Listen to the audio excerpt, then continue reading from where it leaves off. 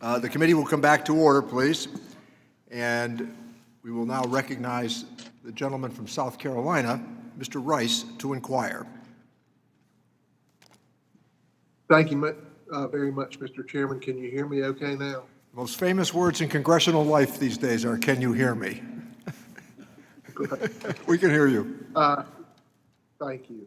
Ambassador Tai, I just have to start out by saying that you are such a credit to this position, and the country is well served by having someone with your intelligence and years of dedication to the country. So thank you very much. I wanted to speak generally about the U.S.-China relationship. You know, one of the things that we constantly worry about on this committee is income inequality, and I believe that a lot of that is a result of globalization, that people with resources can move production around the world, and that China has taken advantage of that. We thought they would be good global players if we let them into the WTO, and actually it's worked out the opposite, where they're stealing from us and taking advantage of us and stealing millions of American jobs.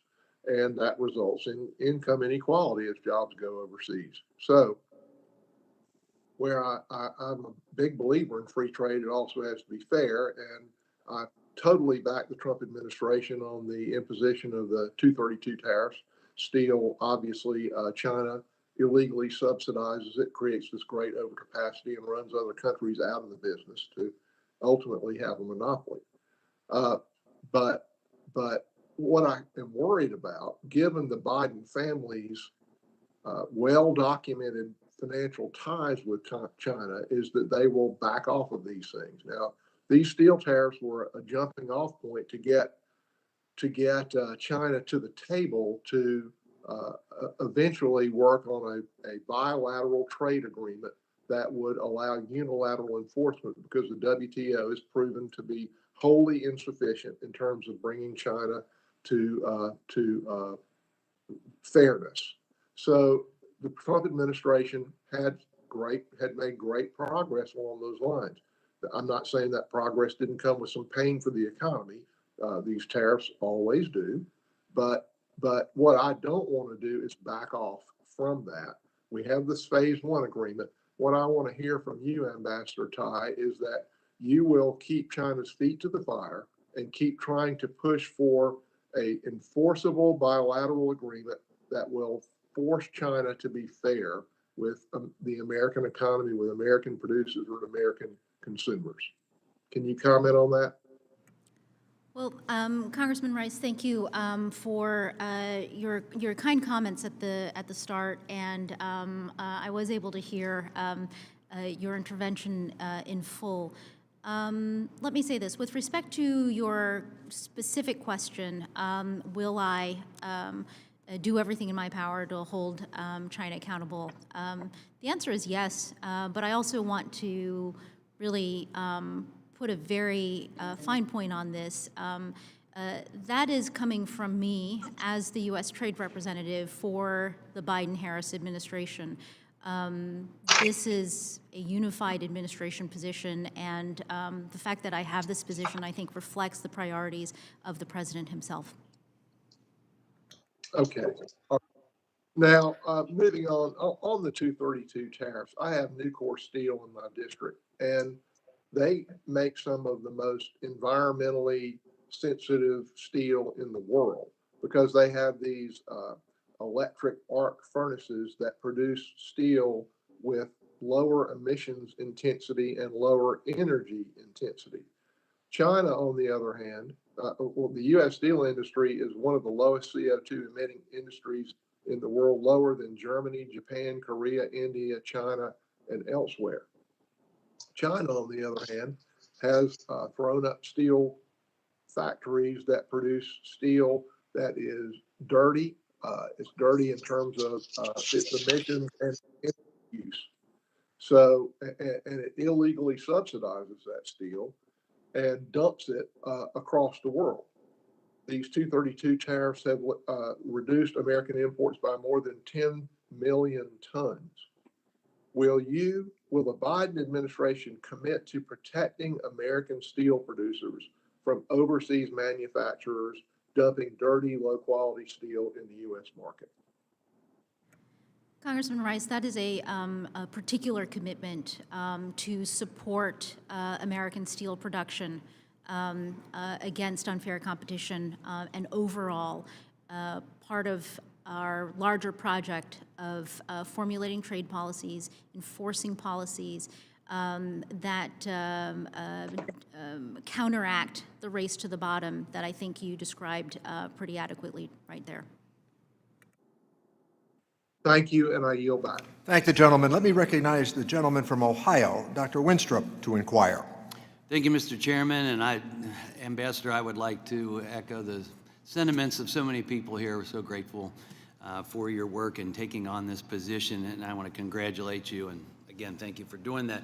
So I'm a physician, I'm a member of our Doctors Caucus here. We've been involved with Operation Warp Speed since the beginning, you know, being sure to have oversight over that we weren't cutting corners, that, you know, we were just cutting some of the bureaucracy, that this was safe, effective, all of those things that are so important. And I've been out giving vaccinations, and we've been doing public service announcements, encouraging people to get vaccinated, not forcing them to, but let them be educated and understand it.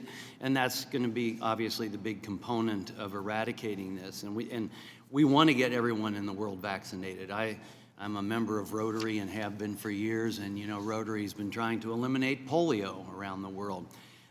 So these are very worthwhile efforts, and we're interested in increasing our overall collective health and health security. And I have a constituent of mine who is a doctor, and he's from Nepal, and he's talking about how horrible it is there. Everyone hears about India, but it's the same thing there, and they have no access to vaccines, and they don't have access to medical supplies. So something else to think about too, because just remember, we couldn't get PPE. And even from our friends, we couldn't get PPE. So, you know, sometimes maybe our intellectual property is our form of barter, that why we would want to hold on to that so that we can be complete in a time when we don't have everything domestically. So I'm concerned about the intellectual property rights, but at the same time sharing the goal of getting everyone vaccinated. And I worry that a waiver could do more harm than good. And, you know, Pfizer, for example, recently said that their vaccine utilizes 280 different materials supplied from 19 different countries. And an IP waiver could severely disrupt those supply chains to them if others could just get it because they're producing basically a generic. And I'm worried about unlicensed producers who may not be able to replicate with the same safety and quality, which really, if they say, oh, this is the Pfizer vaccine that we're making here now, and the quality's not good, and it's not working, or there's some kind of contamination, or whatever the case may be, it's really going to increase vaccine hesitancy around the world. And I worry that you know, a waiver could lead to innovators being less likely to engage in public-private partnerships, what we saw with Operation Warp Speed so successfully. And that would leave us, I think, a little more exposed and unprepared for the next pandemic, which probably will happen. So I think we have to consider the future safety and health security, not only of Americans, but maintain those protections for good reasons, for health reasons, safety reasons. And it's important as we move forward with further vaccines, and especially with this vaccine. I know many of my colleagues are raising the issue about this and asking about it, so I'll somewhat leave it there, but I do want to question whether there's any analysis being done by USTR about the potential impact of waiving IP rules and what effect that may have on the supply of vaccines, and how you can ensure that any agreement to weaken the IP rules will not have a disastrous effect somewhere else where we don't have the same safety margins, we don't have the same oversight and regulatory effects. And, you know, so how do we assure that it's the same capabilities and we have a product that's capable of quality and safe? And one thing that crosses my mind and is, you know, if countries are in need, if they could make it very simple for a company like Pfizer to manufacture in their country That may be a solution rather than a waiver. And then we would be, of course, hoping they would want to make sure that it's the same quality and oversight. Congressman, thank you so much for your comments and your engagement here. I appreciate you raising your concerns about unintended consequences and your very, very clear affirmation that as a doctor, you care about saving lives. Saving lives outside of our borders really is going to help us save lives inside of our borders because we are all interconnected and this virus knows no borders, right? I want to say this. I have also heard the concerns of industry and directly from the manufacturers themselves, and I take them very seriously. I think that because a possible waiver of intellectual property protections at the WTO could lead to negative consequences or unintended consequences, is actually a reason for us to engage at the WTO. I think that the dynamic that had developed in Geneva prior to last week with us leaning in to say, let's all roll up our sleeves and talk about this and figure out a solution, was that you had WTO members like ourselves sitting on the sidelines saying, well, we're not quite sure that we need to know more about the waiver. Are there unintended consequences? And then that just leading to complete paralysis.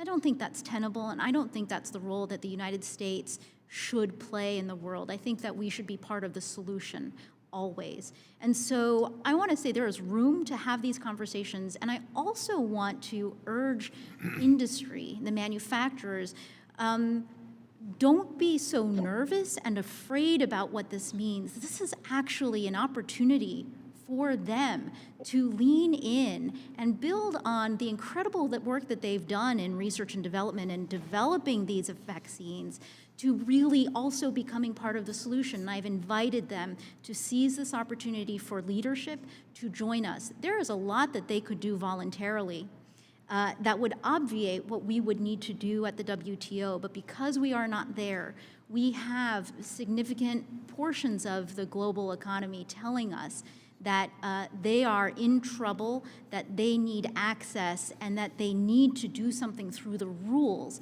because otherwise they're not getting any progress, and their hopes and dreams and their recovery are really held back because of it. So that's what I'd like to convey is that we're going to have a process.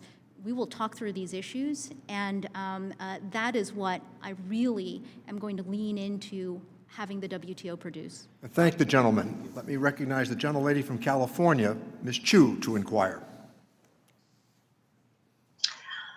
Ambassador Tai, let me say how thrilled I am in particular that you are in this position. You're more than qualified, so knowledgeable, and now a very, very important role model to many. And I know you will do a very excellent job. Well, I know you've answered quite a few questions about the waiver of the patent protections to help with the production and distribution of the COVID-19 vaccine. But I wanted to ask you about this through the lens of the U.S. creative industries, which as a representative of a Los Angeles area district is very, very important to me. I believe that the waiver move is the right decision, and that the U.S. must support global public health and ensure all countries have access to these vaccines so we can end this pandemic. However, the waiver as currently drafted by India and South Africa suspends protections for all copyrights. And the House letter that Congressman Blumenauer submitted for the record highlights that concern. I signed that letter, and as co-chair of the Congressional Creative Rights Office, I want to ensure that this waiver would not negatively impact the U.S. creative industries, which support 5.7 million American jobs. I think we can all agree that waiving protections for patents on vaccines should not impact unrelated creative industries. So as you negotiate a waiver to the agreement on trade-related aspects of intellectual property rights, how will you ensure that these businesses and the millions of Americans employed in the creative industries are not unintentionally impacted? Congressman Chu, it's so nice to see you. And thank you for your question. I think that this builds on the question that Congressman Wenstrup asked before about unintended consequences of a waiver in Geneva. And I would like to give you a version of the same answer I gave to him, which is let's talk this through. There is a waiver that has been proposed in Geneva. There is a process for bringing parties to the table to do just this, to talk through how to construct that waiver to make it maximally effective for saving lives. If we think it's going to do things other than save lives, if it's going to have unintended negative consequences, let's talk that through. It will be like policy making, just like the policy making that you and your colleagues do here in the House and in the Senate. It's only through that process of discussion, negotiation, that we're going to get to a place where we can address the concerns for getting through the pandemic through an effective tool. Thank you for that. I'm also interested in the status of the US-UK negotiations. The UK is a very important market for US films, music, and television, in part because of the cultural similarities we share with the UK. So last year, I sent 2 separate letters to former Ambassador Lighthizer regarding the US-UK free trade agreement. The first letter urged USTR to secure similar rights and protections for US musicians that are afforded to UK musicians, known as national treatment. The second letter encouraged USTR to think creatively about online copyright infringement, basically the copyright liability, having effective copyright liability protection, especially as Congress considers ways to improve our copyright laws here at home. So could you provide the committee with your thoughts on the US-UK agreement, especially with regard to the IP chapter negotiations, and also your plans for renewed congressional consultation in these negotiations? Congressman Chu, the US-UK trade agreement negotiations, which had completed 5 rounds in the last administration, is currently under active review by the Biden-Harris administration. And it's a topic that obviously comes up quite a bit in my conversations with my counterpart, UK Secretary Truss. And I think we've had very good conversations, very honest conversations about where we are. She's also been very honest about the UK's interest, and I am hopeful that as we work through our assessment and review, that we will come to a point where we have some parameters for next steps. I don't know exactly when that will be, but I thank you for sharing your interest in these particular aspects of the US-UK discussions, and we'll follow up with you as we do have next steps. I thank the gentlelady. Let me recognize the gentlelady from Wisconsin, Ms. Moore, to inquire. Thank you so very, very much, Mr. Chairman. And Ambassador Tai, let me join all of my esteemed colleagues in welcoming you back to the Ways and Means Committee in this exalted position. They say that, when the horse is dead, you should dismount. But I do want to just revisit for 1 second the issue of Section 232, because I heard you respond to it several times, and I just want to make sure that the June 1st escalate, that deadline is ever present, and that is something I didn't hear what the status of it was in terms of that time frame. So I'm going to ask you that. I'm going to ask you also a question about forced labor and global supply chains. I'm a transplant from the Financial Services Committee, happily now on the Ways and Means Committee. But I remember when the Trump administration came in, like day 1 or 2. They eviscerated sections 1502 and 1504 of the Dodd-Frank Act, which required that American companies certify that when they were operating in conflict zones, that they were with approved kind of mines for tungsten and the kinds of things that we use, also energy sources, so as to reduce or eliminate the forced labor, slave labor aspect of our trade negotiations. And that was so I just want to know where the Biden administration is on that policy and what possibility of restoration. Also, just briefly on AGOA, I know that we're very proud of that. I'm wondering how we can have it help more African countries than just South America, South Africa, and other countries. And the generalized system of preferences, what can we do to help developing countries? Is that program really working, and what are we going to do to enhance it? Welcome back. Thank you. And I'll yield for your answers. Congressman Moore, it's great to see you. Thank you for that warm welcome back.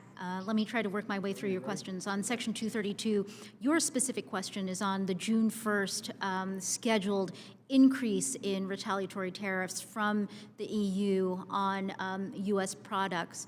And I want to let you know, this is very much on our minds. It is May 13th, I think, today. So this date is looming. It is something that we are talking actively to the Europeans about, and in the context of the 232 conversation more broadly. I think at this point, probably the extent of the update I can provide for you is it's more than just on our minds. It is something that we are here at USTR and also with Commerce actively thinking and working on. And I hope that we will be able to come back to you with something more concrete sometime soon. On your question on forced labor and global supply chains, I think that your question might have been specifically about the Dodd-Frank provisions, and on that, that's not really USTR's purview, but I understood your question to be broader, which is the role of companies and actors in the economy to be accountable to fair trade, to responsible economic behavior. And I just wanted to pick up on that and say that I think that that's a critical part of what we need to see in trade. There are a lot of opportunities for us in the government to formulate trade policies, but we also need the participants in the economy to step up and take on responsibility and take on leadership. So I am very supportive of those types of actions and that type of encouragement for U.S. economic actors. And on AGOA and GSP, we support AGOA. The administration is supportive. We'll support efforts here to renew GSP, to update GSP, and more broadly, I would be interested in working with you more closely on this intersection of how we use our trade policies more effectively to further and promote development in our partner countries.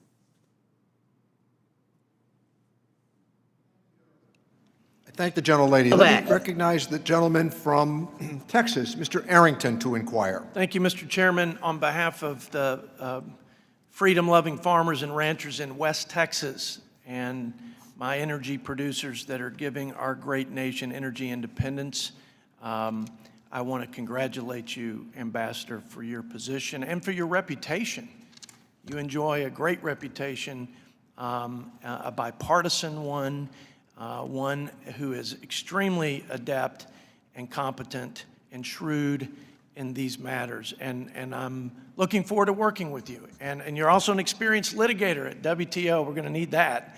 So I want to be positive and say all of that. I mean it, too. But I also want to express some deep concerns, and so I don't mean to get too critical here at the front end of this relationship. But you mentioned worker-centric trade policies, and I don't take any exception with raising the standards of workers around the world, and certainly I want an even playing field for our job creators here. But my question is not about the workers of Mexico or Canada or Kenya or China. They're American workers. That's our first obligation, first responsibility. And I'm concerned about the workers in the oil and gas industry. And there seems to be this tremendous hostility towards this industry. There's a tax proposal to increase taxes. I think it's going to make us less competitive. I think it's going to run jobs back overseas. But there's a weaponization of the tax code element to what the Biden administration has put out by saying we're going to remove basically the same deductions, the same benefits that other companies have to deduct the business expenses and depreciation cost. So, but that's a targeted deal in the oil and gas industry. But the big one is the Green New Deal-like extreme climate policies and the unilateral actions the president has taken by, with the stroke of a pen, canceling critical infrastructure like the XL pipeline, saying we're not going to drill on public lands.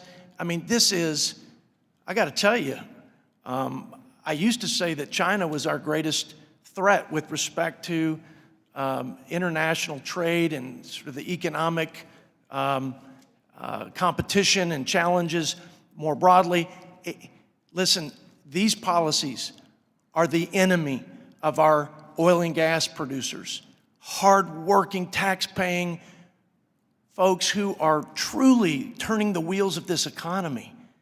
And they are giving us food security, and they are deeply concerned about the climate-related, the extreme climate-related environmental policies, along with all this other stuff that I mentioned. Could you tell me that you are committed to supporting oil and gas product and trade and ag product and trade? Because we don't just feed and clothe the American people, we feed and clothe the world. In 2050, we're going to have double the demand on the ag side.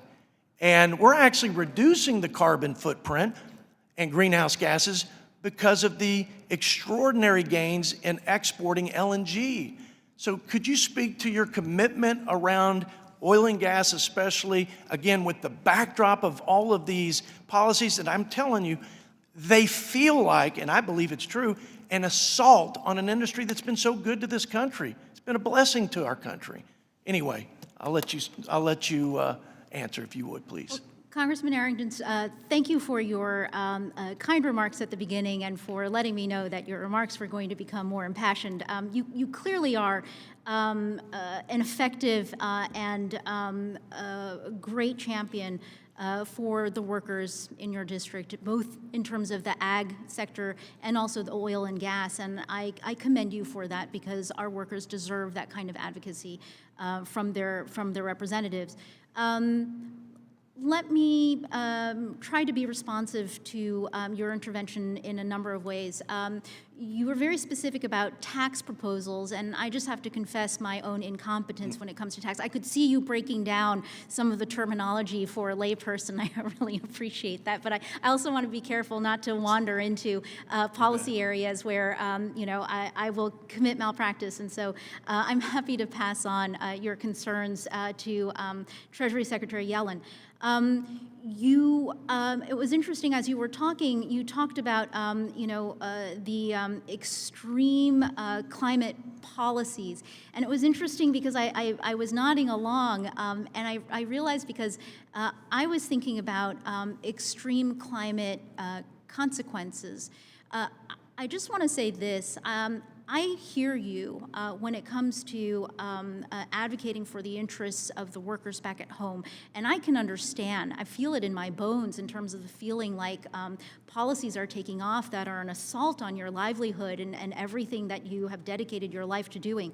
I think we've seen this before also. I think, for our auto state members, our manufacturing state members, I think a lot of our American manufacturing workers have felt like they've gone through exactly this, which is policies that have moved on without them, without any regard to the kind of role that they have to play in the economy that we're moving towards.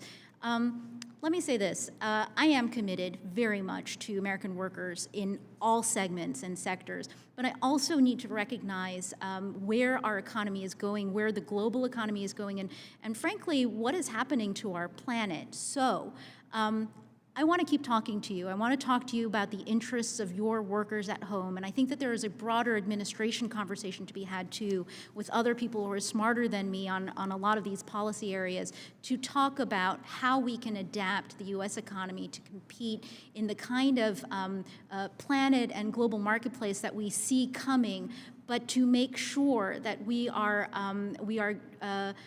able to mitigate the impacts, negative impacts to today's workers, and then also to empower our workers for the economy that we are moving towards. Thanks for your indulgence, Mr. Chairman. Thank the gentleman. Let me recognize the gentleman from Michigan, Mr. Kildee, to inquire. Thank you, Mr. Chairman, and welcome, Ambassador Tai. It's good to see you. As we all have been working on, I'm focused obviously on creating an even playing field, as my colleagues said, for American workers by ensuring increased labor standards across the world, including in Mexico, which we're working on, and also China. And so I was, quite pleased to see that the USTR initiated a rapid response labor mechanism investigation into the reports of gross labor violations at the GM plants in Silao, Mexico. This mechanism, which we created here in Congress, will be a really important and effective tool enforcing labor standards under USMCA. And it's one of the reasons I supported the agreement, because for too long we've had trade agreements that were not enforced or not enforceable. This has changed. Workers ought to be able to choose whether they belong to a labor union. And so that's why I was troubled to see the actions in Silao. Workers threatened, bribed, had their votes destroyed by the protection union, and even then those brave workers still voted to throw out that protection union. Unfortunately, under the protocol adopted by the Mexican government, conducting votes on these labor agreements, however, it seems that the only remedy, at least right now available, is to simply rerun the election, despite the fact that there have been these egregious violations, despite the fact that they've committed gross violations of labor rights. They would have the chance to try to keep their contract again. It's my view that if a union commits these sorts of violations, as what happened at the GM plant, they shouldn't have another chance to intimidate those workers. They should have the contract voided. So I do have two questions, one specific to Mexico, one on China. First, how do we ensure that the rapid response mechanism actually results in the free will of workers at GM and other factories are protected? And then secondly, relatedly, in China, as we know, China agreed to purchase a number of products, including solar-grade polysilicon. So far, they've yet to purchase any polysilicon, including what's made at Hemlock Semiconductor in mid-Michigan. Instead, they continue to rely on polysilicon produced in Xinjiang, made with forced labor. What plans do we have to address that, and specifically what plans to ensure that China meets its purchase commitments under that arrangement that we entered into? Thank you.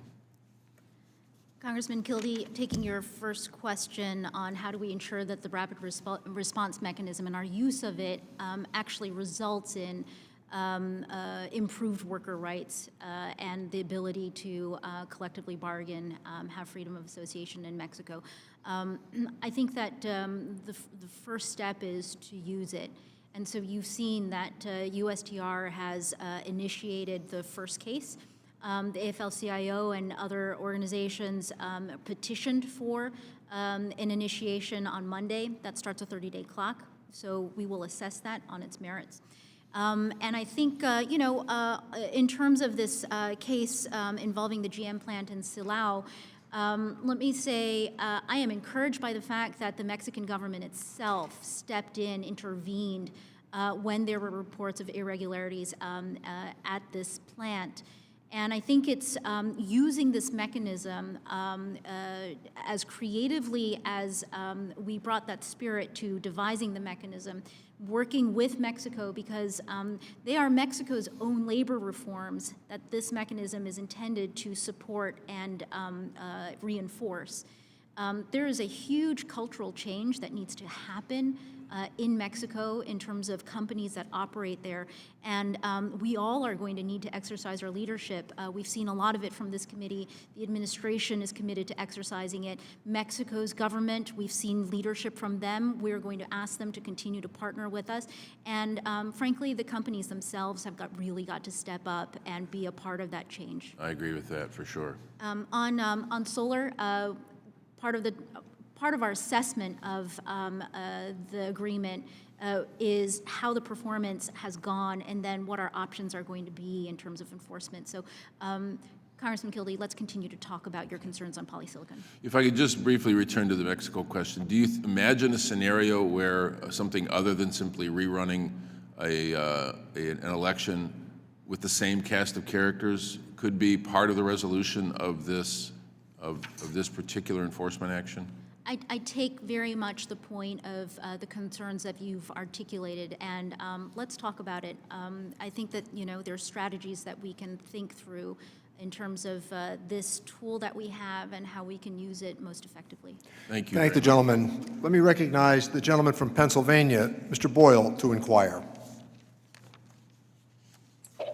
Well, thank you, Mr. Chairman. Ambassador, great to see you again. I was going to ask about the rapid response mechanism, especially the action taken this week. But given my colleague, Congresswoman Sanchez, and a few others already addressed this, let me instead bring up something that hasn't come up in the 3+ hours that you've been going strong. And that is the prospective trade deal between the United States and the European Union. This is something that when your predecessor, Mr. Lighthizer, was sitting in the same spot, I asked him about, because despite his best efforts, I fear the previous administration did not give this the high priority that it should have received. And I hope it's something that would be corrected by this administration. And let me briefly explain why. The U.S. and in nominal GDP, the U.S. and the European Union combined are almost 1/3 of the world's GDP. Furthermore, most trade deals are not just about dollars and cents. They are a way for the United States historically to promote our values. They are essentially also an instrument of our national security. Given the fraying of relations between the United States and some of the leading members of the EU over the last several years, and given the sort of democracy recession that we are seeing around the world, frankly, I think a stronger relationship between the United States and the EU is needed now more than at any point, especially since the end of the Cold War. So I was interested if you agree or offer comments on the analysis that I just presented, and what steps you think that we can take to ensure that even with the challenges that are there, we could reach a comprehensive trade deal that would affect 1/3 of the world's GDP. Congressman Boyle, the US-EU relationship, I engaged with Chairman Neal on at the start of this hearing, and I'm happy to elaborate on some of my comments there with you. I agree with you that the United States and the European Union share a lot, and there is so much that we can accomplish by working together. As you've noted, that relationship has been put under a lot of stress in the most recent few years. And so we are going to start with our first steps in building back better the US-EU relationship. And I want to emphasize again how committed we are to engaging with our colleagues and our counterparts in the European Union to resolve the longstanding large civil aircraft Boeing Airbus dispute as a demonstration of our commitment to this relationship, to being able to resolve disputes that have had a life of almost 2 decades, so that we can turn our attention to the challenges that we share right now.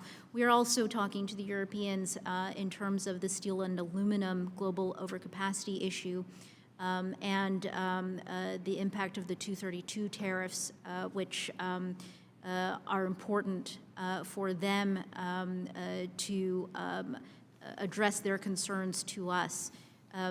We are engaging on those issues as well and committed to finding a good solution for them. And I think from there, we will continue to build our cooperation. What that form looks like, I'm not quite sure, and I think it's a bit premature for me to go barreling in when we have set for ourselves some pretty significant first tasks to rebuild this relationship and to demonstrate our bona fides. But I'm happy to continue to talk to you about this. Yeah, well, I welcome and happy to hear the tenor of your remarks and what you just said. Just to follow up, and perhaps it's going to be the same answers that you just said, that it'd be premature to barrel in. But I wonder if, given all the work that was done in the TTIP process leading up to 2015, 2016, would you see kind of resurrecting TTIP, or would you look at this more as essentially having to start over? Congressman Boyle, I love to have options, and I love to have flexibility. So this is similar to the answer that I provided earlier with respect to TPP. Let's respect the fact that 6 pretty eventful, sometimes traumatic years have happened between when we last had the pen and we're working on these issues with our partners and today.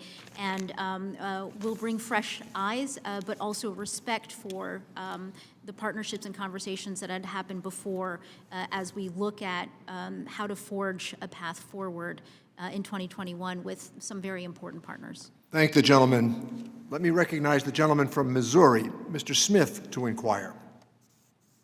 Thank you, Mr. Chairman. Ambassador Tai, thank you for being here today. It's great to have you back at the Ways and Means Committee. Like the previous administration, I believe that U.S. trade policy should focus on improving the lives of the American working class. To see the success of that thinking, we can look to the USMCA. The Trump administration balanced the priorities of not just economic security and efficiency, but also the needs of working people. As a result, they negotiated a free trade agreement that maintains our strong economic ties with Mexico and Canada, while also securing high-paying U.S. manufacturing jobs and virtually tariff-free access for U.S. agriculture. The success of this approach is seen in its support. It's the most bipartisan trade agreement to date. Over 90% of members voted in favor in both the House and Senate. I believe this is the model for U.S. trade agreements moving forward, and I'm hopeful that this administration will pick up where the previous one left off. There are many opportunities to take advantage of. The UK, Japan, Kenya, and the EU, there's bipartisan support for engaging with these governments in high-level talks. While each has its challenges, I know for me, I'll be watching closely how U.S. agriculture is treated. If achieved, an agreement with any of these governments has the potential to greatly benefit American workers and farmers. U.S. trade policy that promotes American workers and farmers also strengthens our position with China. The historic Phase 1 agreement takes on some of the biggest challenges we face with China today. I hope that this administration can continue to build on the success of Phase 1. While I support the U.S. doing its part to help crush COVID-19 globally, I would also like to voice my concern regarding the decision made by this administration to support the WTO TRIPS waiver. China already steals U.S. IP. There's no reason for us to just give it to them as well. Finally, I'd like to end by addressing the report your office recently issued regarding digital service taxes. I appreciate your office taking up the important role of holding our trading partners accountable when they discriminate against U.S. companies. I support strong enforcement through Section 301 investigations. As you consider options for addressing these unfair taxes, I'd like to give my support to the proposal of duties on brown basmati rice imports from India. India has subsidized its domestic rice industry for years, causing harm to U.S. rice producers like those I represent in the Boot Hill of Missouri. My question that I have is is with that in mind, I support duties not only on Indian basmati imports, but all rice imports from India. Can you tell us where things stand there? Congressman Smith, your specific question relates to where things stand in our Digital Services Tax 301s. And in response to that question, I believe it was just last week that we had our public hearings.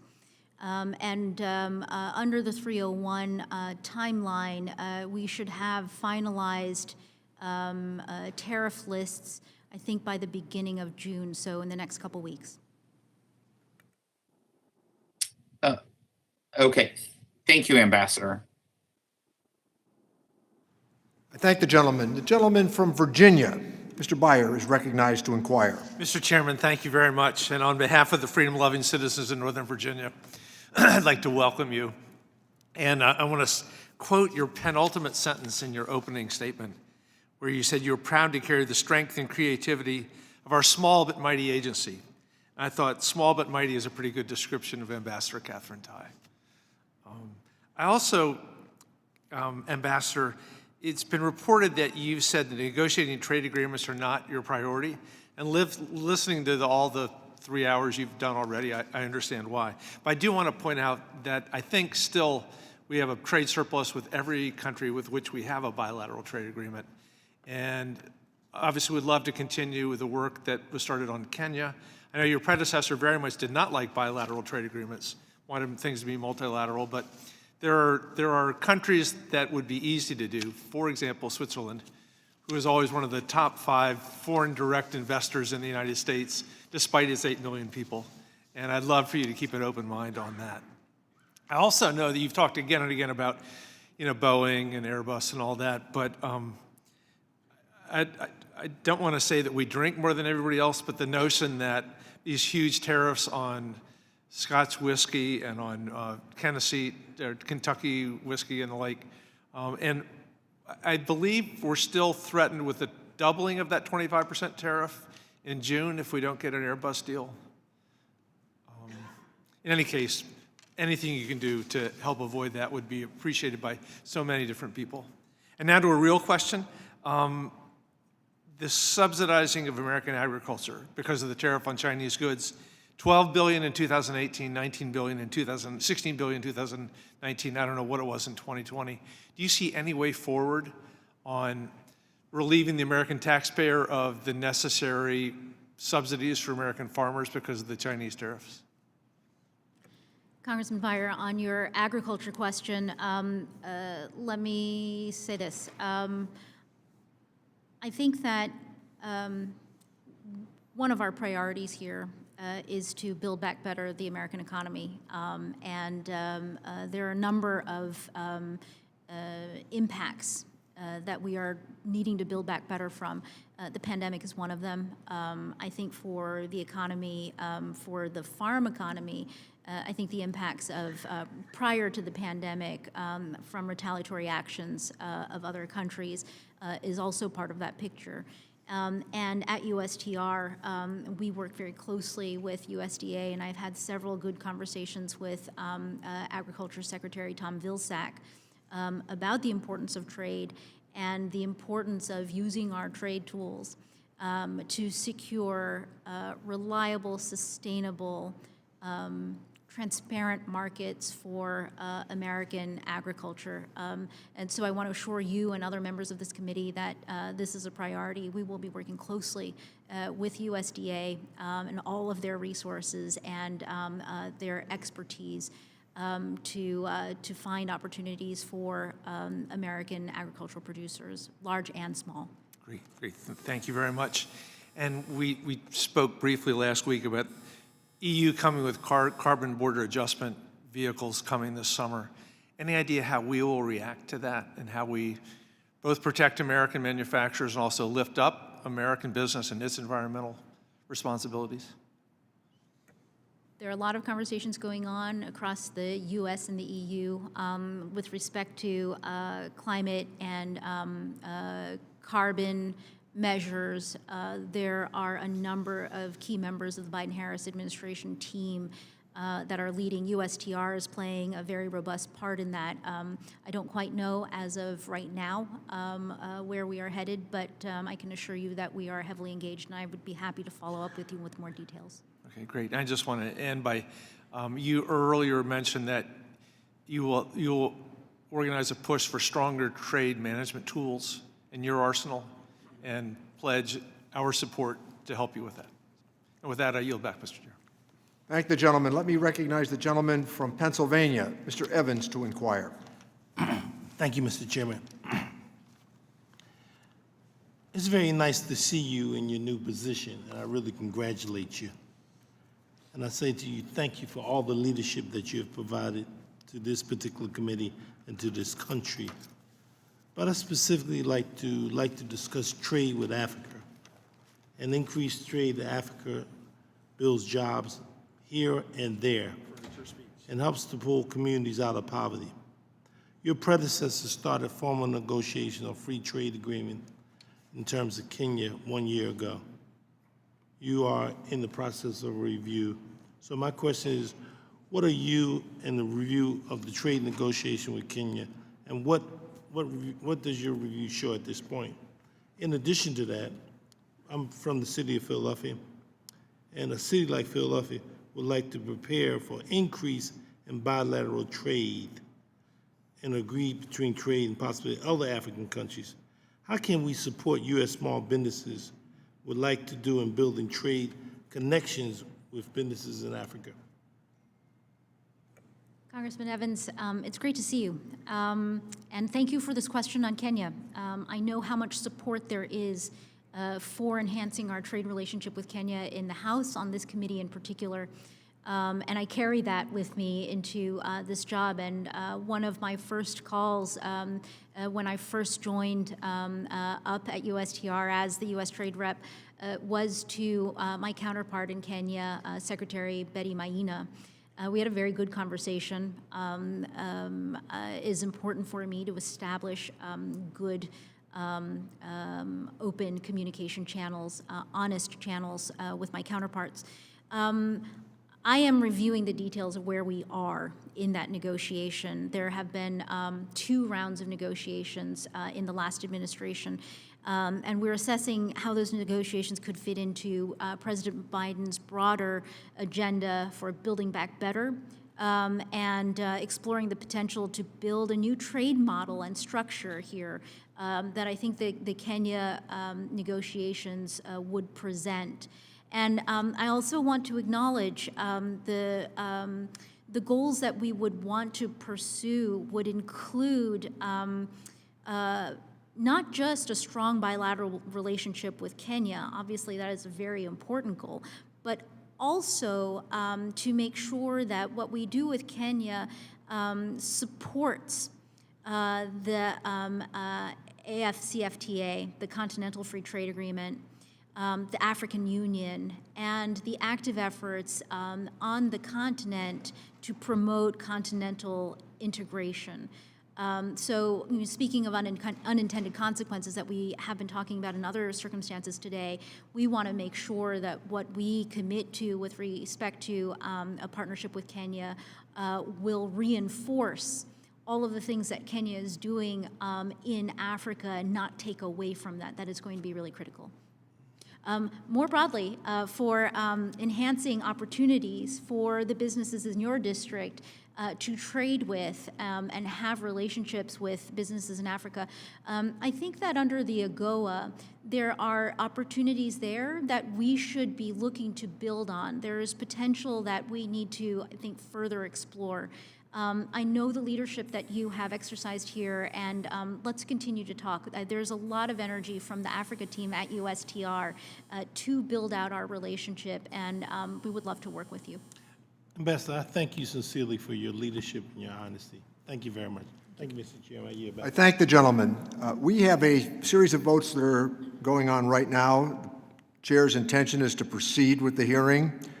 We will continue. Members should go vote with their group and return. If you have a turn for questioning and you are not somehow available, we will come back to you.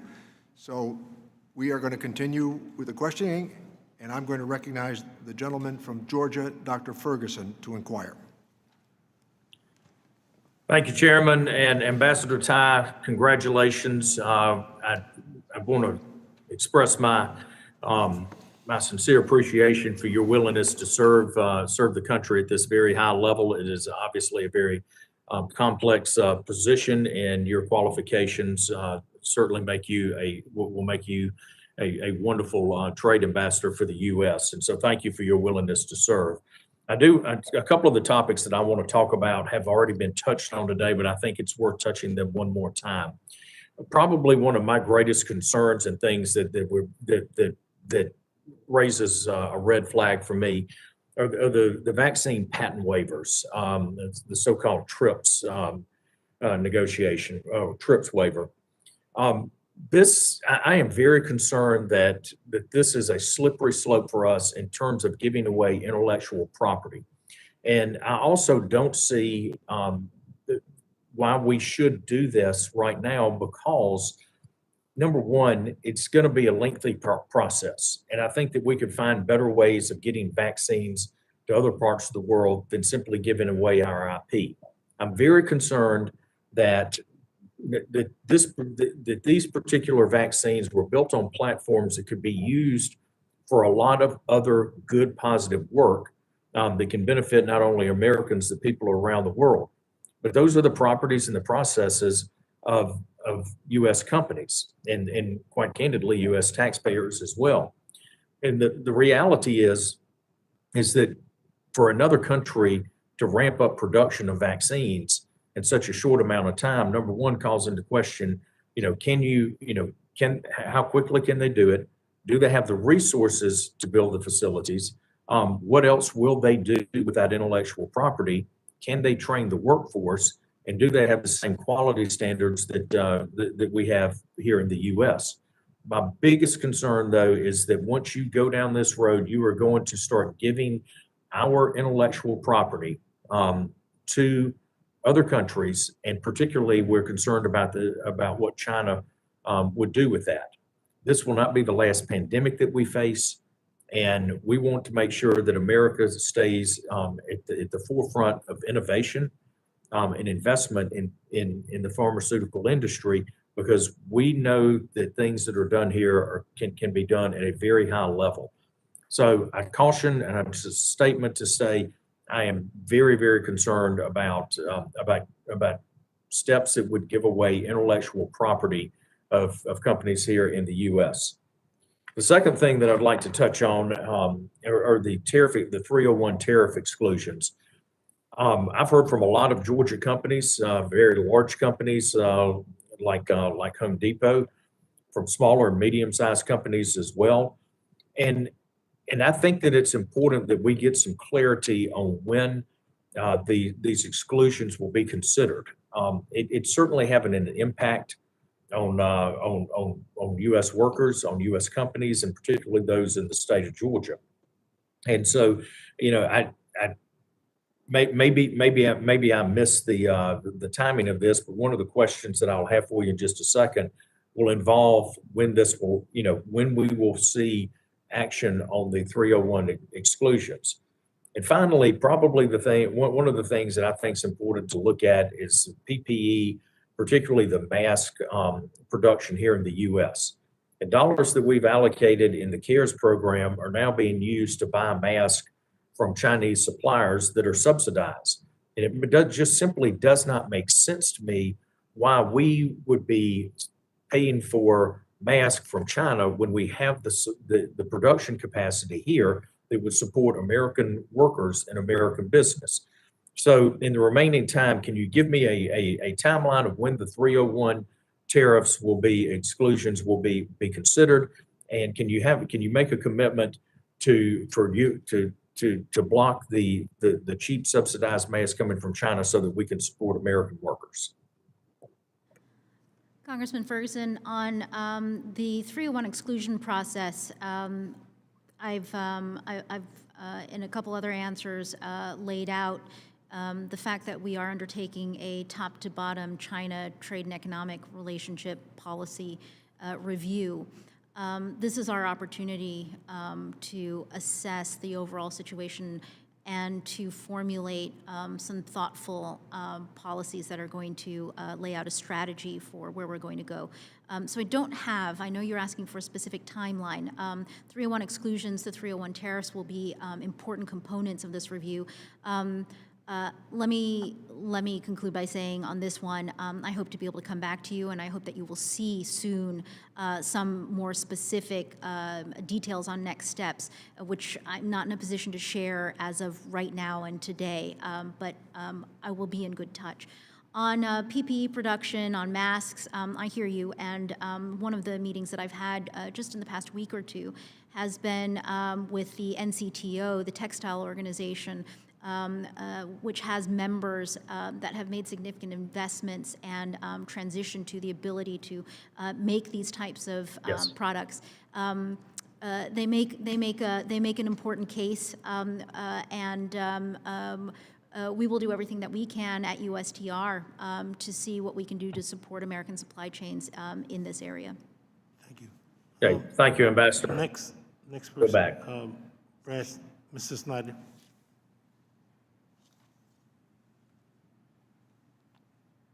You're muted, Mrs. Snyder, you're muted.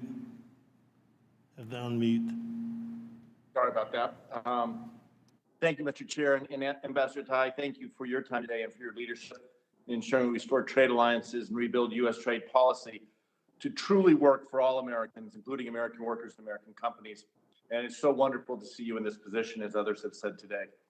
We're at a critical junction in beating back COVID-19.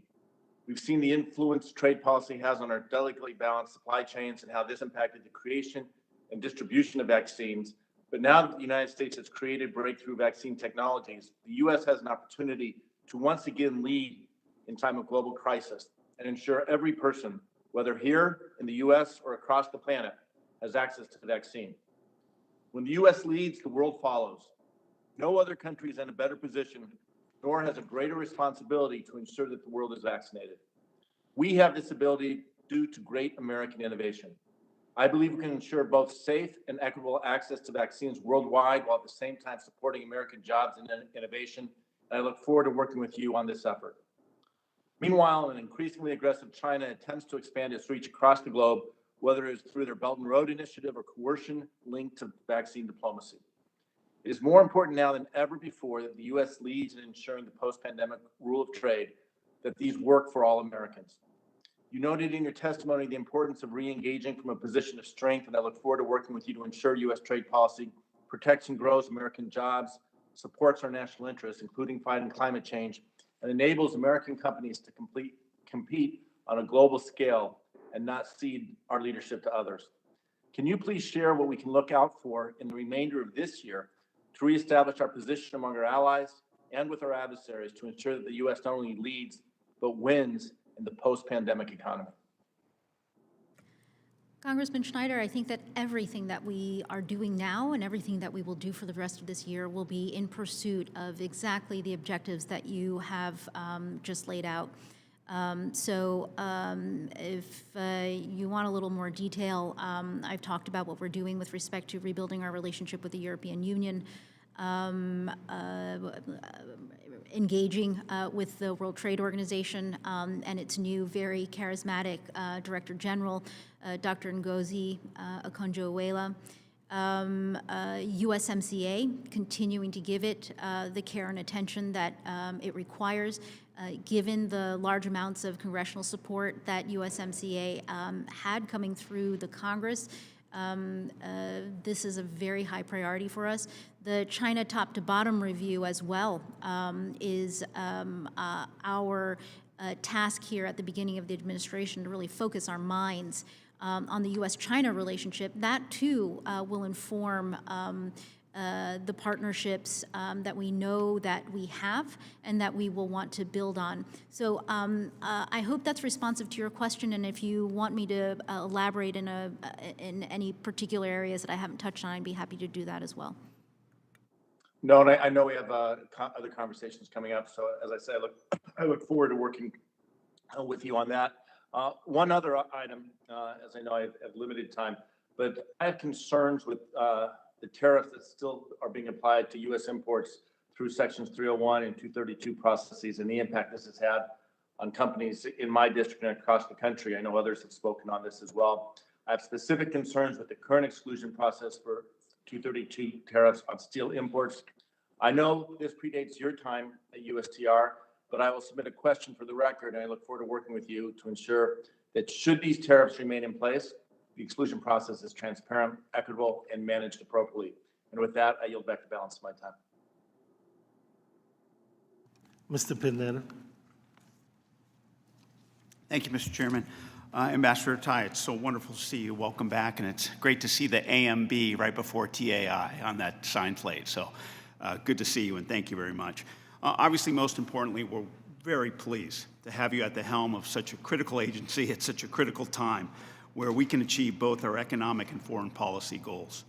I know, based on the many meetings that you and I had where you pulled me into your office, or I pulled you into the table at your office to help walk me through a couple of complicated issues, but based on the experience and knowledge that I was able to see and the work that you've done, obviously that will help you tremendously in finding consensus amongst our trading partners, but also, and more importantly, I know that you will hold our trading partners accountable.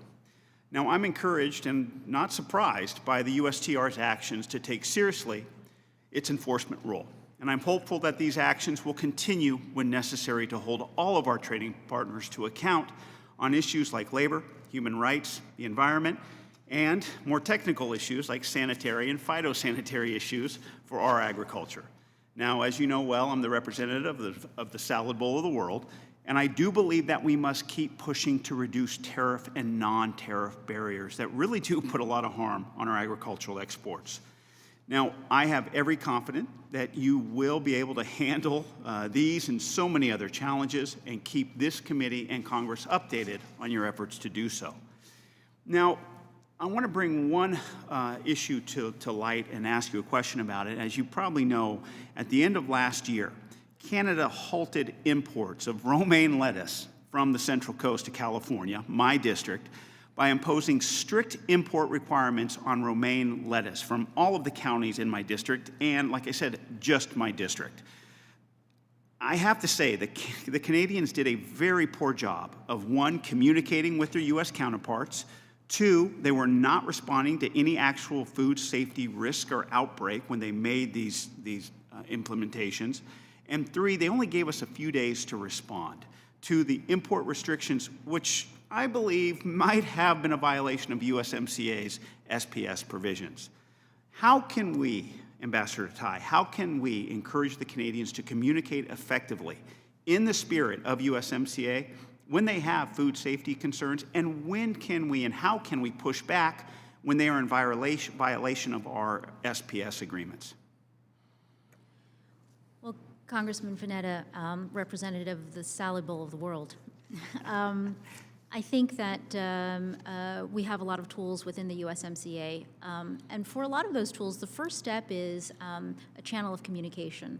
So I will certainly raise this with my Canadian counterpart. I think that based on my interactions with Canada so far in my position, that they will want to know if you and your constituents have experienced poor communication, because that really is the first line of defense when we have problems. Beyond that, give us some time to work through this issue, and I'm guessing that there are members of my team who are already very fluent on this. Give me an opportunity to read up on this and get deeper on it. Good. And as you know, Ambassador Tai, Canada is not the only one who uses SPS issues as non-tariff barriers. Obviously, we have issues with China and Japan. And so what I'd like to know when it comes to these SPS issues in negotiations with Japan especially, will you continue to push for high standards on SPS, which will require clear notification processes, clear rules of the road, and follow sound science? Yes. Great. Now, the prior administration's Phase 1 deal with Japan left a lot to be desired, if I may be frank. Setting aside the dubious legal authority cited in signing the agreement, The deal failed to address many of these SPS issues that our producers, my producers, have identified. Leafy greens and other vegetables continue to encounter several non-tariff challenges in making progress with Japanese officials. Does the USDR plan to identify existing market access issues that have the potential to be resolved outside of the formal negotiation process? Well, Congressman, you raise a very interesting question. Let's keep talking about it. Yeah. I do, and I look forward to that and look forward to all of your work. Thank you very much, Ambassador Tai. I yield back. Thank the gentleman. Let me recognize the gentleman from Kansas, Mr. Estes, to inquire. Thank you, Mr. Chairman, and thank you, Ambassador Tai, for joining us today. I know it's been a long day, and I may touch on a couple of things that other people have mentioned, and hopefully we'll get through those quicker than with some of the answers you've already done. It should come as no surprise that each member here has a vested interest in our country's trade policies. You know, in the last Congress, the committee successfully worked with the previous administration to pursue and pass the USMCA phenomenal trade agreement with two of our largest trading partners. That's now a template for a lot of future agreements. The USMCA was a win for farmers, manufacturers, entrepreneurs, small business owners, and American consumers. And one of the reasons that so many of us are passionate about trade is because of the impact on our own districts, as well as what it does for countries around the globe. You know, as a representative of the air capital of the world and America's breadbasket, more free and fair trade is a huge benefit for Kansas workers and employers. You know, Kansas exports more than $4 billion worth of agricultural products around the globe, from Canada to Japan and everywhere in between. But the benefits of our allies are also evident. Nothing has brought more people in the world out of poverty over the last several decades than free and fair trade. So today we need to talk about what do we do next? And I think it's crucial to talk more about the tools that we have to further build on successes like USMCA and to promote free and fair trade. One of those tools is Trade Promotion Authority, or TPA.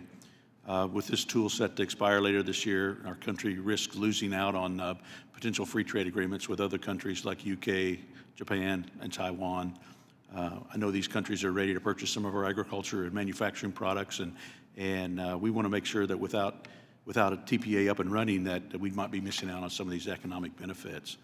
I'm greatly concerned that some people's strategies to let TPA expire so that they can change some of the provisions in that, including not just normal, but some extreme environmental policies and future trade deals. And we want to make sure that for the betterment of Americans in all our districts on the committee, extending the current TPA agreements and authorization should be a top priority right now. Along the same lines, as mentioned earlier, we need to revisit GSP and MTB, two other trade options that expired at the end of last year. You know, like the TPA, it's American workers who are losing out because of the benefits and the jobs that are lost that would be possible with GSP and MTB. Both of those tools have received bipartisan support in the past, with MTB passing the House unanimously in 2018. I'm saying a lot of things you already know just because of your involvement here.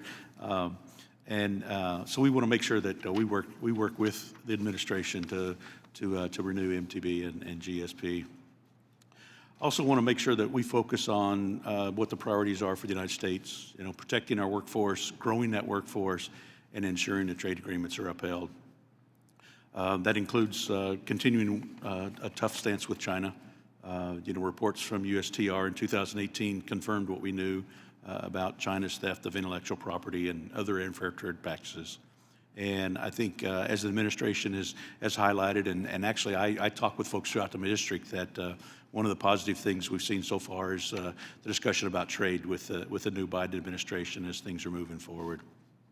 So we should make sure we don't back off now in terms of getting phase one implemented and moving forward from there. And then I do have some concerns about the direction we're headed with intellectual property.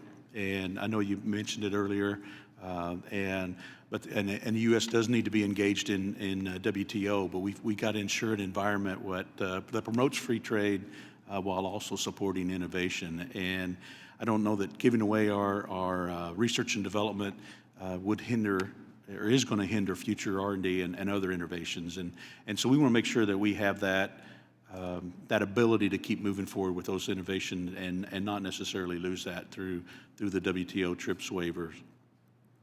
Also know that there's some longstanding Boeing and Airbus civil aircraft disputes within the WTO. And I know a lot of Boeing components are made in my district and some Airbus operations as well. And so we want to make sure that we keep the suspension on the tariffs down. And ultimately, one of the things that was highlighted with the WTO is that they didn't necessarily have a good mechanism to do a timely resolution of some of those disputes. So I want to see how we move forward with that. I know it's mentioned earlier about digital services taxes, and so I won't go into detail there, but we do need to make sure that foreign countries don't hinder American companies with unnecessary taxes that target specifically American countries. So I do just want to, I know I'm about to run out of time here, but I do want to look forward to working with you, Ambassador Tai, and with my colleagues on the committee to help build on our recent trade successes and advance trade and free and fair trade around the globe. So thank you for being here today and appreciate the opportunity. Thank the gentleman. Let me recognize the gentleman from Nevada, Mr. Horsford, to inquire.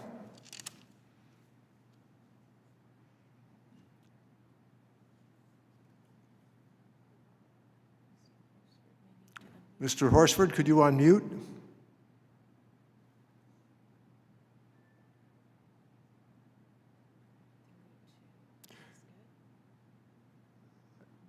I believe we then could go to Ms. Plaskett if she's available to inquire.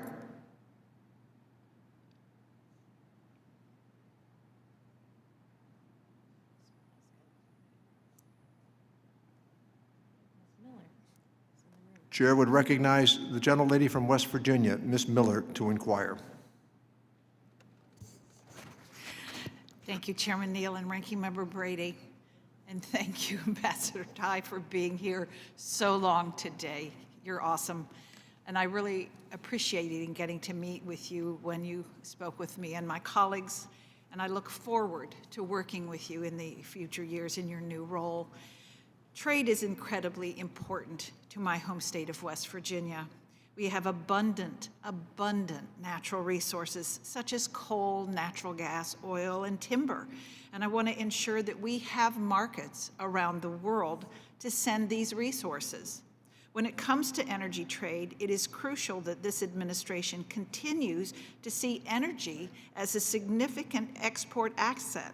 The advent of hydraulic fracturing has made the United States energy independent and decreased our emissions, all the while making us a net exporter. Exportation of U.S. natural gas not only has the ability to power developing countries that are coming online, but it also can decrease our allies' reliance on dangerous regimes such as Russia. I believe these accomplishments of the U.S. LNG are right in line with the administration's goals. I also want to echo the sentiments of my colleagues before me today and express my support of a new exclusion process for Section 301, tariffs. We must engage thoughtfully on China, and in doing so, we must ensure that we protect American jobs. Further, I want to reiterate my support for Congress to reauthorize GSP, MTB, and TPA. Expiration of these programs is costly for companies and workers. Lastly, Ambassador, you said in an answer to Mr. Blumenauer that China moves fast and has a very clear vision of where it wants to go. I'm obviously concerned about the waiver in terms of the Biden administration basically giving China our IP legally. We all know that they're trying to steal it illegally, but I'm also very concerned about H.R. 3. We know China is doing everything it can to build up their biotech industry.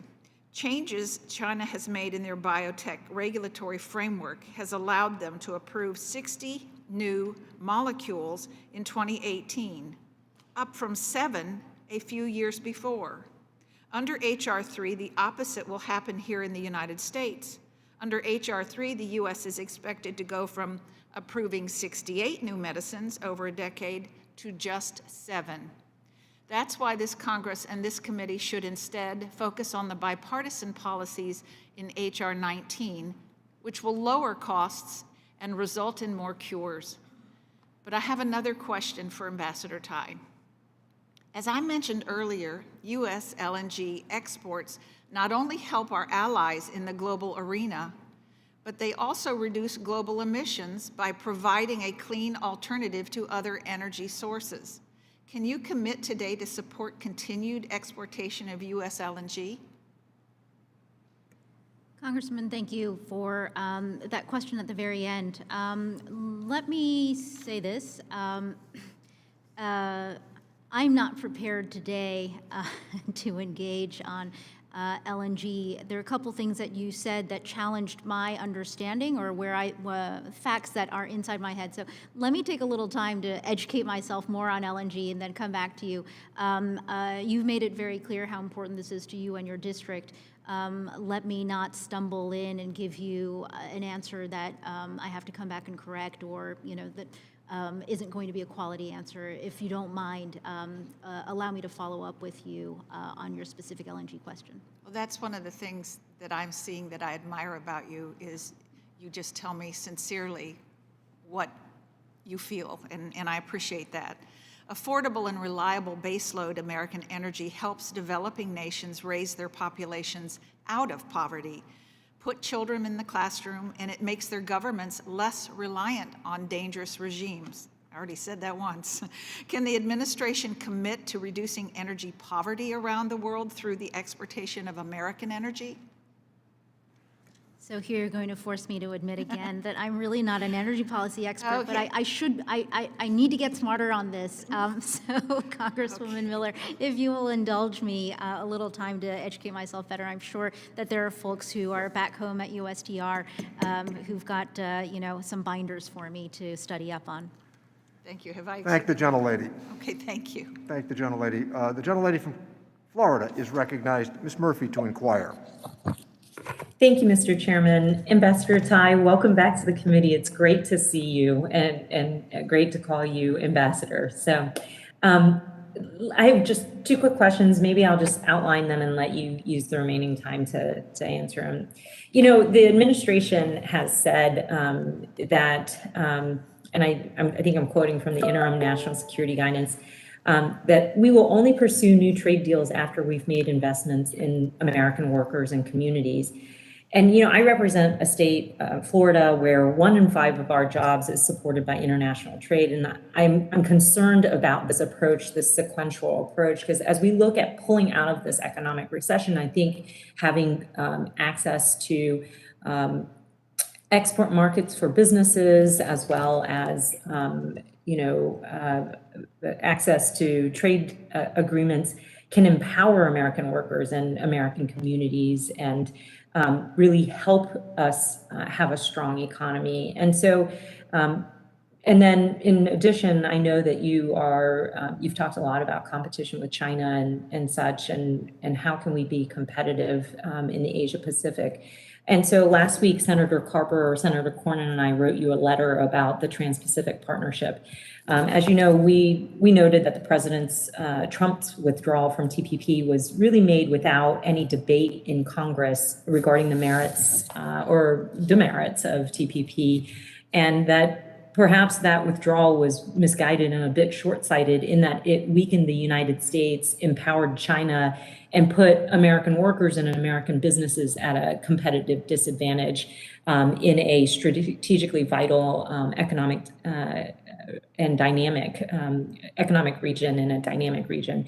So what is the administration's strategy when it comes to U.S. trade in the Asia Pacific, and how can that approach help American workers and counter China? And then the second question I have is just about the TRIPS waiver. Like the administration, obviously, I believe we should do everything within our power to safely vaccinate our own population against COVID, and then to help other countries, especially developing countries. The real question is, what's the most effective way to do this? And IP is really the lifeblood of our innovation sector. So can you help me understand in your decision for your TRIPS waiver decision, how much consideration did you give to other courses of action, like allowing American companies to maintain IP control and maybe let them do the manufacturing and distributing? Were there other alternatives, and how did they rack and stack with against the TRIPS waiver decision? Thank you, Congressman Murphy. It's nice to see you. You've got some very probing questions, and I hope that my notes have captured the gist of what you're looking for here.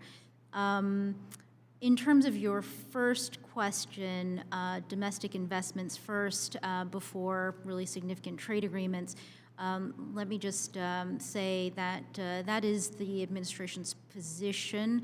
And as I understand it, the administration has made good on its commitment to making and proposing those significant domestic investments. They are very much on the table, as I understand it. And hopefully those are investments that are going to find support here in the Congress. So in terms of the sequencing, I think it's less about sequencing than the administration's values proposition that trade agreements should be here to support our domestic investments and our workers, not to undermine them. And I think that for a very long time, a lot of our workers and certainly some segments of our economy have felt like our trade agreements were put together not with their interests in mind, that have undermined their interests. So it's two pieces. One is a huge effort on the part of the administration to work with Congress on making those significant investments domestically, while we at USTR are working on a strategy for how we formulate our trade policies to support those investments and to build off of them. That is the position of strength that we are referring to when we talk about our engagement with the rest of the world and our engagement to compete with China. Your question in the letter that you sent on TPP and an Asia-Pacific policy, I'm very interested in working with Congress on this. This is absolutely a critical piece of what we need to be doing. I look forward to working with you on this and the others who are on the letter with you and others who are not on the letter but also are very interested. It really is a question of how we use trade policy, how we use tools here in the Asia-Pacific to reinforce our investments and to empower our workers. Back in 2014 and 2015, when we were going through all of the hardships of the negotiations on TPP, I can tell you my very personal experience that there were important segments of our economy and important representatives of our workers who felt that that TPP did not support them, and so we do have an opportunity now to get it right. On the TRIPS waiver, I know I've gone over time, but I do want to reinforce the amount of consultations that we undertook at USTR in a very transparent way. The responsibility that we feel in the administration on COVID-19 across the board. And to say that the TRIPS waiver is a piece of a larger puzzle, I feel sometimes like there's a bit of a straw man created that you know, this waiver is going to lead to all kinds of things, and we're not going to do anything else other than work at the WTO. That's just, I want to clarify. The TRIPS waiver engagement is an important part of our engagement, but it is by no means the only part. And if there's a misimpression out there, I want to make sure to clarify and correct that misimpression. Thank you, and I yield back. And thank you, Mr. Chairman, for allowing extra time. Thank you, Ms. Murphy. I yield myself 5 minutes. Ambassador Tai, thank you so much for coming in. You and I tend to share a lot of the same vision when it comes to trade and the role it should play, especially here in the United States. One of the things, as you know, is the use of the rapid, we had different names for it, but the rapid enforcement mechanism and the role it's going to play. And one of the things I've stressed to people, it's not just about protecting the rights of workers in Mexico, but it's about leveling the playing field that the American worker can also be able to compete. And then holding the U.S., oftentimes the U.S. corporations accountable that just flout the Mexican laws. So it is a big step for the being used for the first time in Matamoros, now this other General Motors facility. with these, how do you see it playing out? You have two, you're approaching it in two different ways. How do you see it playing out? Are you gonna, it's not just to punish them, but it's to get the corporations to change their behavior and at the same time allow Mexico to stand up their institutions and enforce their own laws. Is it gonna require more use of the rapid enforcement mechanism, or is it you're gonna wait to, or is it gonna be let's wait and see how these two cases play out? Congressman Gomez, your leadership was so critical to our being able to move the USMCA through the Congress and to the formulation of this particular enforcement mechanism. So I just want to begin by saying thank you for that. We now have the tools to address an existential tension that we have had with Mexico since the time of the original NAFTA, and here we have an opportunity to make a real difference and help Mexico implement its domestic labor reform. In terms of how this is going to play out and whether we'll just wait and see how these two go, I've said many times before, if we have the tools, we need to use them. Too many tears and too much blood and sweat went into formulating this mechanism and getting this agreement across the finish line for us to just put these mechanisms on the shelf and admire them. We have to use them, and so I would say anytime there is a claim, a petition, a fact pattern that is credible and sufficient and provides us with evidence that this mechanism can be and should be activated, we will activate it. And I think that that is a commitment to the success of the agreement, our commitment to Mexico in terms of supporting its reforms, and that really is the definition of success for this agreement. And I completely agree with you. And also, I know other colleagues are interested in other trade agreements, but I like to stress to them that the success of implementation and the use of these tools for enforcement will determine the success of future trade agreements. It will determine how easy, or at least not so difficult to get them through Congress. I see them connected regarding just a new trade regime, not only for a Democratic administration, but for all administrations moving forward. One thing that we're always concerned about in trade is another topic is just the disproportionate impact trade has on lower income individuals, people of color. And I'm a co-chair of a new racial equity initiative by this committee. Where would you suggest that this committee looks when it comes to trade? I understand trade adjustment assistance, a big part of it, but what other aspects of trade would you recommend that we take a hard look from this racial equity lens? Certainly. Mr. Gomez, this is such an important question. I think that the way we will approach this, and I think that we will find consistency here, is to keep our minds completely open, to be willing to question what the impacts of our trade policies have been, where have they been successful, where have we not serve the potential of really benefiting all Americans, and not be afraid of asking questions that might lead to changes in our approach. I also know that there are a lot of efforts, and there's one that is a coordinated effort in the administration with respect to gathering data and having good data. That's going to be critical for our assessment of where our trade policies have succeeded, where they still need work, and to be able to guide us in defining new policies. Ms. Time, my time is up, but that's something I would definitely like to follow up on the data aspect and what that looked like, what that entails. So thank you so much. Now I recognize Mr. Smucker for 5 minutes.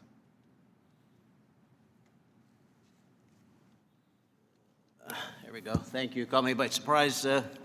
Congratulations, Ambassador. I'm new to the committee, so I haven't had the opportunity, like many of my colleagues have had, of working with you, but to understand it's quite a stellar record, and I think you do a great job there, according to them. So congratulations. One of the last questioners here, I think all of the questions that I'll be bringing up, you've already addressed in some way. Maybe we can put a little finer point on it. I share some of the concerns on the intellectual property, and for me, it's sort of a fundamental question. And I'm somewhat new to the trade, being new to the committee, but I think it's a fundamental property rights question. How is it not? How can we give away the property of a company that has developed it on its own without consideration? Well, thank you for your question. It's very nice to meet you. It will be helpful to unpack a little bit what this waiver means.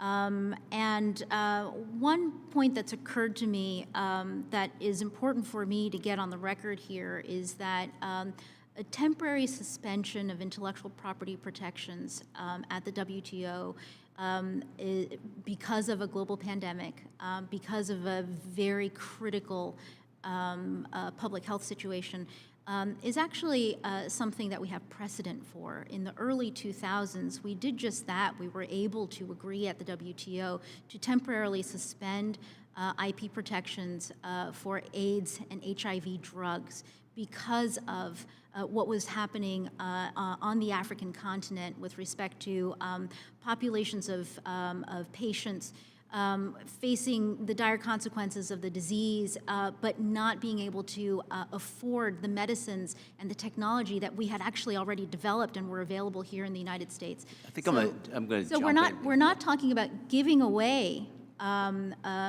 intellectual property. What we're saying is that we are allowing for.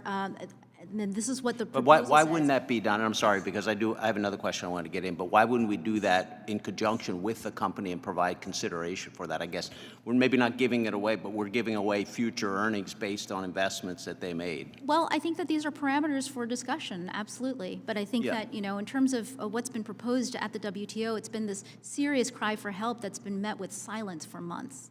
Yeah, and changing the subject, because I only have two minutes, this has been brought up several times, but the district that I represent is a heavy ag district and also manufacturing. We have a higher jobs in both of those sectors than others, and we're one of the largest dairy counties across the country. So I did get a lot of input on trade issues in my first 2 terms here, and particularly very, very interested and had a lot of discussions with folks about the USMCA and about new markets for milk. And I have a lot of smaller dairy farms in my area, and it's tough, particularly as milk prices fluctuate. Some of them have been in real trouble. And I guess you've talked about this, but I'd like to, put a little finer point on it. As I said, do you believe that Canada is out of compliance with the trade agreement? So this is my second stint of service at USTR, and I started at USTR as a staff attorney. And so this is a bit of a trick because we are trained at USTR not to assert a violation of a trade agreement until we've had the opportunity to litigate it through. So let me just sidestep and say this is the reason why I'm going to give you a more nuanced answer, which is I know that there are serious concerns about Canada's performance under the letter and the spirit of what was agreed in USMCA. And we did, I'm sorry, again, I'm cutting you off, I know, but we did initiate, the U.S. initiated an enforcement action. Could you walk me through, just for the sake of the farmers in my community, what does that mean? And what if we do find there's a violation, what will be the next steps, and what will you do to ensure that market is open for dairy farmers in my area? Sure, I welcome this opportunity, and I will try to speak quickly and just really get to the point. In the last administration, in the last months, Ambassador Lighthizer requested consultations, which is the first step in saying, hey, we got a problem and we need to do something more formal here. We have been consulting, and so the two sides, our team, the Canadian team, we've been talking to see, is this something that we can solve? If it's not something that we can solve through consultations, then we ratchet this up to a request for a panel. And then a panel, there will be, I think, 3 to 5, I think under USMCA it's 5 panelists who will take argumentation from both sides, take in evidence, and who will make a decision about whether or not there's been a violation. That's why I can't, under my rules, I can't tell you there has been a violation. We have to wait for that process. At the end of that process, if there has been a violation, we, the United States, win the right to impose retaliation, and that usually takes the form of tariffs. And those tariffs then, once we apply them, are intended to be motivation for Canada to be more motivated now to solve the problem. Well, anywhere along the way, it is in our power to negotiate a resolution. And that is, even once you have retaliation, the whole point is to get to that negotiation. So we will continue to work this issue, absolutely. It is very high on our priority list. Thank you. Thank you. The gentleman from Ohio might not be on the committee long, but he knows the trick of asking the last question before the bell rings. So now I would like to recognize Mr. Hearn. Oh, sorry. I would like to recognize Mr. Horsford. I didn't see him on the screen there. Sorry about that, Mr. Hearn.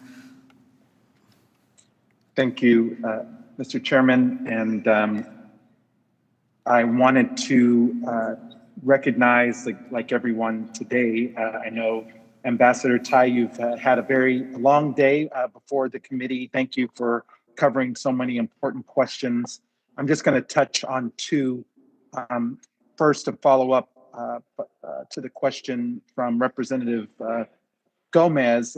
He and Terry Sewell and I are co-leading the initiative that Chairman Neal has established around racial equity. I know you touched on some of these elements, but specifically as it relates to racial equity throughout the diaspora and globally, in your role as USTR, how can this committee work with you and support your efforts to ensure that we're meeting those needs? I know that we're going to work on the reauthorization of trade adjustment agreement, which is important to workers here in the United States.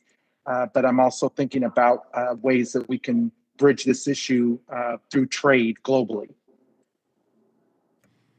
Congressman Horsford, I welcome this opportunity and now know that it's you and Congresswoman Sewell and Congressman Gomez who are co-chairing this effort. It gives me a lot of confidence in terms of what we might be able to do together. I wanted to say that for us at USTR, our engagement strategy is motivated by a desire to ensure that there are benefits from the trade policies we put together that flow to all Americans, and especially to those communities and individuals who really haven't been intended beneficiaries of our trade policies by virtue of our structural blind spots. So in that area, I think that there's a lot of opportunity for USTR to work with this initiative, but also more broadly to work with members of Congress to reach into your constituencies, to talk about trade and to help inform us when we are doing our policy making. I know you have a more pointed question around specific legislative and policy initiatives. You're right, TAA, I think, is a great opportunity. Let me take this back to the team at USTR and follow up with you. I think that we have a wonderful opportunity here, and I commit our resources to working with you and your staffs to advance these objectives in our trade policy. Thank you, Ambassador. Also, I know earlier Mr. Pasquale raised the issue around the lumber issue. I joined in that letter to you and would just ask that we receive a follow-up. I'm particularly concerned in Nevada with the rising housing cost and how it's impacting people who are able to access affordable or attainable or workforce housing, particularly as those costs escalate. Let me just close by asking, as related to the USMCA and enforcement provisions that I think Congressman Gomez was referring to, could you speak to what kind of possibilities or opportunities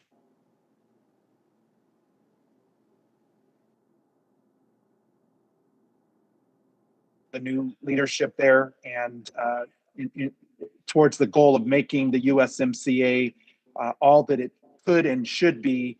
It really does start with enforcement, and I think that is important with the accountability of the employers in Mexico, but also the government of Mexico. And I just wanted to hear your thoughts related to that. And I'll yield back after that, Mr. Chair. Congressman Horsford, we lost you for just a moment, but I think I know what you're asking, which is what opportunities there are for us to work together on enforcement to make USMCA successful. Was that right?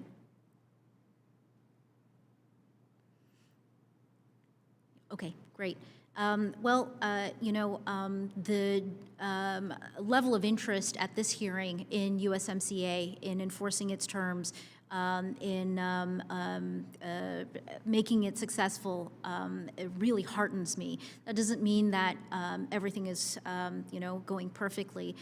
We always have frictions in the performance of our trade agreements, but the degree to which members of Congress care about this agreement is so important to me. So in terms of working together, I think our continued communication around opportunities, around supporting efforts that, initiatives we can undertake at USTR to support the interests here in Congress and of your constituents, and similarly, things that you can do. I would say, I don't know when it might be possible and safe to do this, but during the renegotiation of the USMCA and the negotiation of the NAFTA 2.0, there were a number of CODELs with members to Mexico and Canada to see on the ground, how the negotiations were coming together.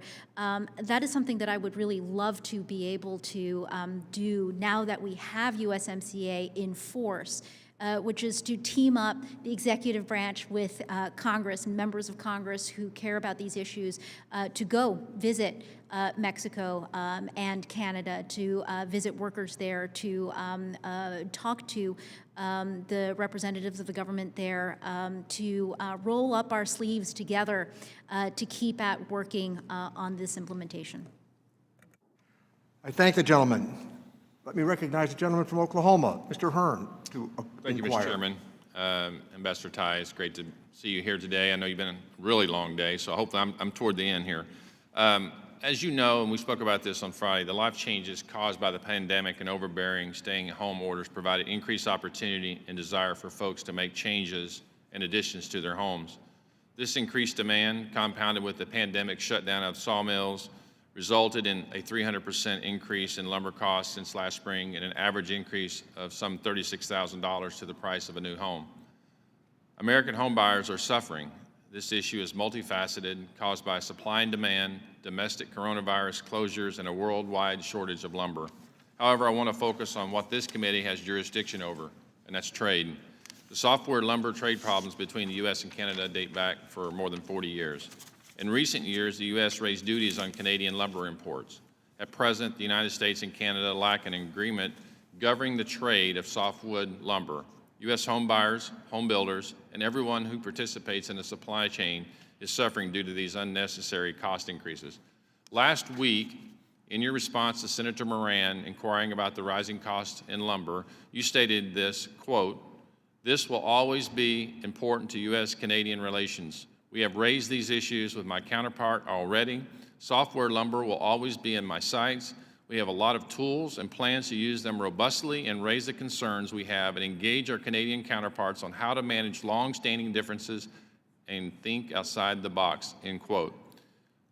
Ambassador, can you clarify what specific tools you plan to use? Well, I also answered a lot of questions on lumber yesterday before the Senate Finance Committee. And again, I think these hearings are so instructive for me to be able to associate the concerns live with the members of Congress who care about the issues. So we have a lot of tools. We have the, I forget, the chapter number in USMCA. There's a NAFTA chapter that's been brought into USMCA. Those are trade remedies that are written into our trade agreement. We have our trade remedy provisions here in U.S. law. We also just have the good old-fashioned, sit down across the table from someone, look eye to eye. Let's build on that just a little bit, because you also said we're going to, quote, think outside the box. So what does that mean exactly? I think it means this is such a longstanding issue between the United States and Canada. I'd be willing to sit down with my Canadian counterpart and think, hey, is there anything else that hasn't been tried before that we could try? And so, to be totally honest, I don't quite know, but it's from me a signal that there's a pattern of our interactions with Canada and our tensions here. And it may be there are much smarter people before me who have tried to crack this nut who've not been able to.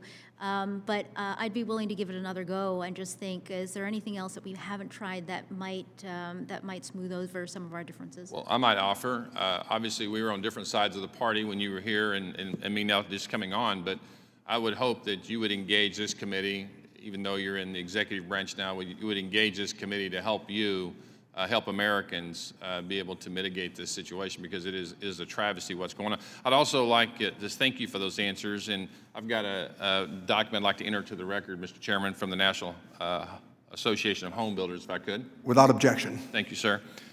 Before we go, I just want to, I know you've heard a lot today on TRIPS, and I just want to acknowledge that I want to echo my colleagues' concerns with this WTO trip, and I know you've given a lot of comments around that, and the previous gentleman from Pennsylvania mentioned with just compensation or consideration. I would hope that we wouldn't set a precedent. You made a comment earlier. It's actually a quote that I've used a lot. Give a man a fish, feed him for a day, teach him how to fish, feed him for a lifetime. Every indication that we're getting, and you may differ on this response or what I'm about to say, is that to get this up and running would be somewhere in December before we could even get the conversation to a point where they could actually start manufacturing in India or somewhere like that. Maybe China could do it quicker. But the concern is that there are going to be a lot of people dying if we don't push on our existing pharmaceutical companies to push these drugs across that are already have the capacity to manufacture. I would hope that we would consider what those actions are before we go give away, and I know that's a broad term, give away IP property for something that is so important to the world. Thank you. I yield back, Mr. Chairman. I thank the gentleman. Let me recognize the gentlelady, Ms. Plaskett, from the Virgin Islands.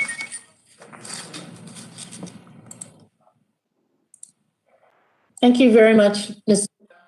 Thank you so much, Madam Ambassador, not only for your eloquence and so much information you've been able to share with us, but of course for your patience. I wanted to ask you a number of questions. The first of which is the United States and the Caribbean community, CARICOM, signed a trade and investment framework agreement in 2013.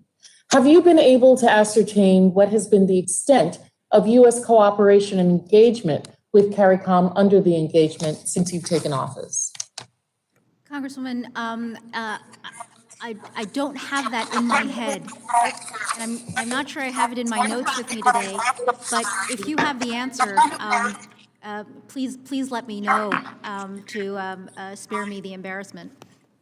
Oh, I don't, and I was hoping you could inform me. I'd love to be able to talk with you and your staff at another point. I think then Vice President Biden really outlined some great engagement with the CARICOM nations, and just wanted to ensure that we were participating and still engaged. I don't know to what extent the previous administration had done so, and so wanted to put that on your radar. But with that in mind, I just know that China has increased its economic linkages throughout the Caribbean region, even though several countries in the region continue to recognize and be engaged with Taiwan. How do you view China's growing economic engagement in the Caribbean basin at this time? And do you have any recommendations for increasing the U.S.'s engagement in the Caribbean basin in terms of trade and investments to counter the influence of China in the region? Thank you so much. I think, again, the Chinese have deployed their efforts and their resources very strategically around the world, and we need to pick up our pace in terms of engaging with our friends, our neighbors, our close neighbors, especially in the Caribbean, to show our leadership and our partnership. I do want to say that I think that the countries in CARICOM, in the Caribbean, it is just the right thing for us to do to be really robustly engaged. Set aside China, but you put China in the equation, and we have even more reason to be enhancing our engagement. Let me check on the question you've asked about the TIFA engagement across the board. I think that there are a lot of these trade and investment framework agreements that we have struck as the United States with other partners. And it is a program that I think we need to reactivate across the board. The gentlelady, Ambassador, would you suspend for a moment? Somebody needs to mute that's on the call so we can hear from Representative Plaskett and from Ambassador Tai. Gentlelady would proceed. I'll just round out my last thought here. I will share with you at the Senate Finance Committee that Senator Cardin raised the issue of U.S. Engagement with the Caribbean as well. And so knowing the level of interest here, let us give some thought to this. I know I have team members who are thinking about this, but I look forward to the opportunity to follow up with you with more details in response to your question. Thank you so much. And just keeping in discussions with China, I know that's been the focus of a lot of questions. I wanted to ask about the challenges that U.S. farmers have who want to use agricultural innovations like biotechnology. I also have sat for a number of terms on the Agriculture Committee, particularly in the biotech area. And Chinese regulatory approval often takes 6 to 8 years after a product is legal to grow in the U.S. This delay is largely because China requires a series of in-country tests. The Phase 1 agreement made progress to address this, committing China to complete biotechnology approvals in an average of 2 years. Unfortunately, there's been little evidence of implementation of these commitments. As you engage your counterparts and discuss the status of Phase 1 agreement, what steps will you take to push for systematic change to ensure American agriculture have access to these innovative production tools to be resilient and self-sustaining? Well, that's right. There are commitments in the current agreement with China on ag biotech. And I think we start with looking at China's performance and assessing what our next steps are. In terms of systematic change, I guess what I would say is we're always looking for systemic change with respect to Chinese economic policies. The more they can meet us in terms of their policies and practices, just a better, more fair and smoother global economy we will have. So it's a question we are very focused on, but I also want to acknowledge that there have been decades of negotiators ahead of me who have been pressing for that kind of systemic structural change from China across the board. It is a very hard road to hoe, and I just want to acknowledge that just because we haven't had success before doesn't mean we stop trying. But I do want to set some expectations. I thank the gentlelady for her inquiry. Let me thank our witness today, Ambassador Tai, for her superb question and answer performance, and thank her for joining us. I'm sure she'll be available to answer questions from individual members of the committee as well. Please be advised that members have 2 weeks to submit written questions to be answered later in writing. Those questions and your answers will be made part of the formal hearing record. With that, the Ways and Means Committee stands adjourned.